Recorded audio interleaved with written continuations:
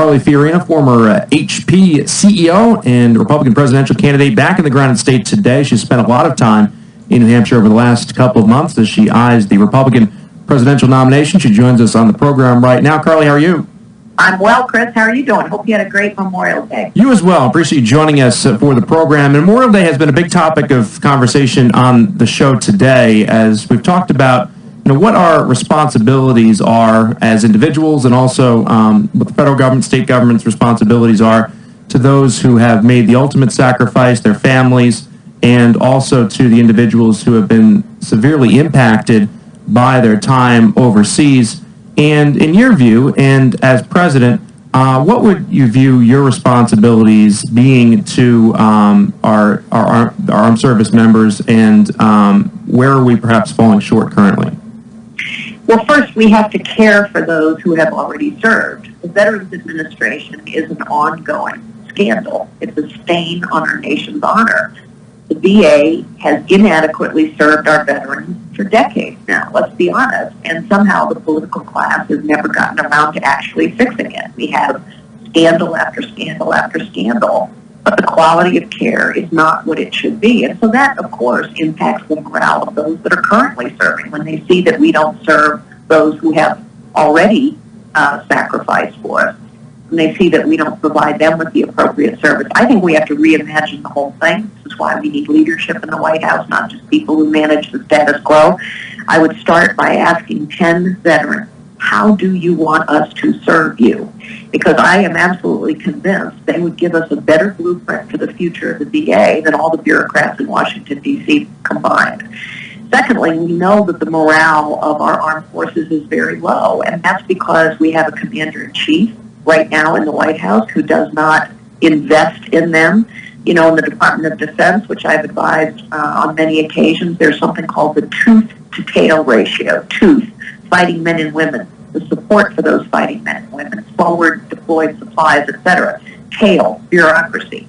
The tooth-to-tail ratio is as bad as it's ever been, and so we need to reinvest in the tooth, the tip of the spear, because we must have the strongest military on the face of the planet, and everybody has to know it, and we need to reform the tail, the bureaucracy. All these things can be done, they should be done, but they haven't been done, and it will require leadership in the White House to get them done. What I would love to see our next president do is to say that, very simply, there would not be another boot on the ground, there would not be another individual placed in harm's way until we fix the VA, until we start to make sure that the individuals who have served before are being taken care of, and to the utmost extent. And I think that would send a dramatic message to Americans. I think it would send a dramatic message to those who are currently serving. And I think that in addition to just being flat out the right thing to do, is that something that you would entertain, that you would make sure that our veterans are receiving the fullest level of care, and that the VA is fixed before you would commit to any sort of a engagement? Well, I think it's the right principle. I think, unfortunately, sometimes our enemies challenge us in a way that requires us to do something. I'm not arguing for boots on the ground, but let me just give you an example. We should be rebuilding the Sixth Fleet right now. And that's not exactly boots on the ground, but we should be rebuilding the Sixth Fleet right now to push back against Vladimir Putin. We should be conducting regular military exercises in the Baltic states to push back against Vladimir Putin. So that will require Americans to work in those theaters, and I think that's something we need to do immediately. On the other hand, your principle is right, which is if we cannot reform the VA to serve those who have already served, then we don't have any business asking people to give more.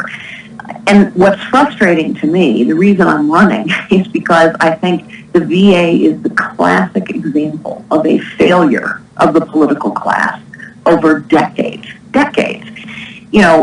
You've heard me say this before perhaps, but when you have the regional headquarters of the VA get its foundations reinforced because the weight of the paperwork on the bureaucrat's desk, that's a fact, you have a mammoth failure. That's not just in the last year or so. We can't blame this all on Obama, but we can blame it on managers in the political class who won't challenge the status quo. That's Carly Fiorina joining us here on Hampshire Now, 109 1415, ConcordNewsRadio.com. This hour of the program brought to you by the Prescription Center. This segment presented by the Cedar Mill Group.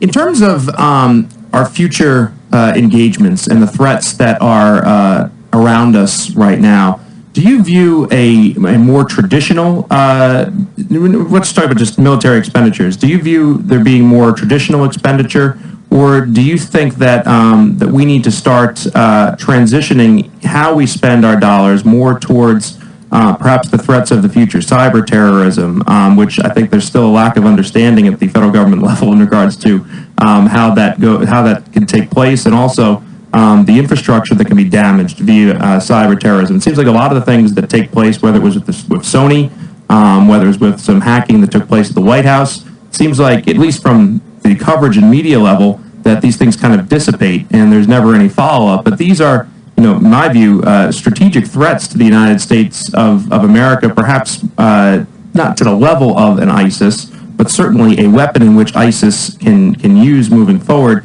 What would your strategy be in terms of how the military is funded and your priorities?